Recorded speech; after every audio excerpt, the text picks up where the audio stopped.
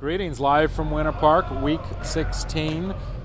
Bengals hosting the Vikings on Sunday. Chris Thomason of the Pioneer Press here with Brian Murphy. And we'll start out with quarterbacks, but actually no controversy.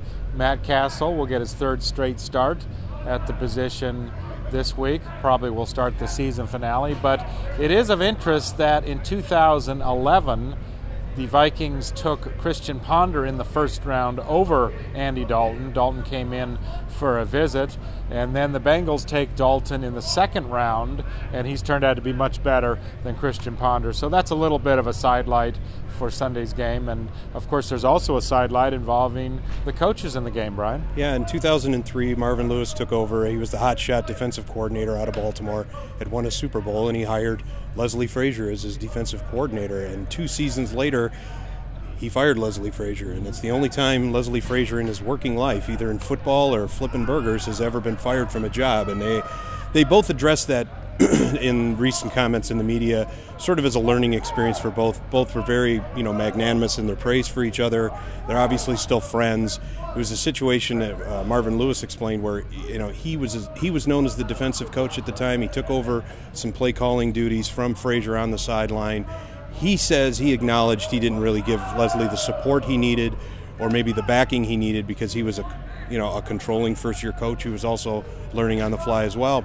Leslie Frazier also said it was a positive experience, at least from a standpoint of learning how to manage a staff, learning how to be an elite, coordinator in this league. He moved on to Indianapolis after 2 8-8 seasons in Cincinnati to coach defensive backs with Tony Dungy. Ended up winning a Super Bowl with the Colts, and then he ended up in Minnesota in 2007, where he is now, arguably coaching for his job as we go down the stretch here with the Vikings. But in some ways, it's worked out well. Marvin Lewis is going to the playoffs for the third time in 4 years with the Bengals, 11 years under his belt.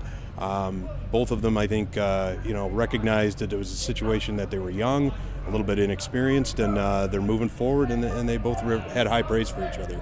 And not that we're suggesting there's an ounce of revenge in Leslie Frazier's body. He's a very nice man. But if there is, they can damage the Bengals' playoff hopes this Sunday. The Vikings are closing the season by potentially facing 3 division leaders, although Detroit has since fallen out of first place in the NFC North. They beat Philadelphia last Sunday. Cincinnati leads the AFC North, and then they've got the Lions in the season finale. They potentially can wreck their hopes. So what is it about the Vikings overall, Brian? Maybe you can talk about this. 1-7 in the first half of the season, 3-2-1 in the second half of the season, playing much better. They haven't lost themselves, and they haven't lost, and Frazier hasn't lost the locker room. You can say that. They've played arguably their hardest football and their best football in the last 6 weeks. And right now, that could come in strong when Ziggy and Mark Wilf make a decision on whether to start over at the head coaching position or stay with Leslie Frazier. They had picked up the option in 2014 on Frazier, but they're going to have to make a decision about whether to extend him or move forward. I think you could make an argument that he has kept this team together. He's kept them cohesive. I think a lot of them are acknowledge they're playing for each other right now. He's playing for his job. They have played some contenders well. The Metrodome's going to be closed down next week. There's a lot of interesting storylines, while not what fans want in terms of a playoff hunt.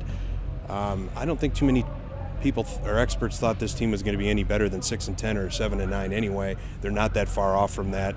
It could be interesting to see how they play and how they look in the next 2 weeks, and whether or not they stay with Leslie Frazier.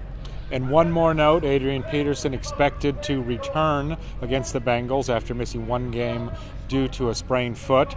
And I joked with Leslie Frazier today. I said, he's expected to return to practice Wednesday. And I said, well, it was working pretty well a few weeks ago when he was sitting out practice Wednesday and Thursday and only practicing Friday. And he laughed and said, well, you're kind of sounding like Adrian. So he might actually have to practice all week.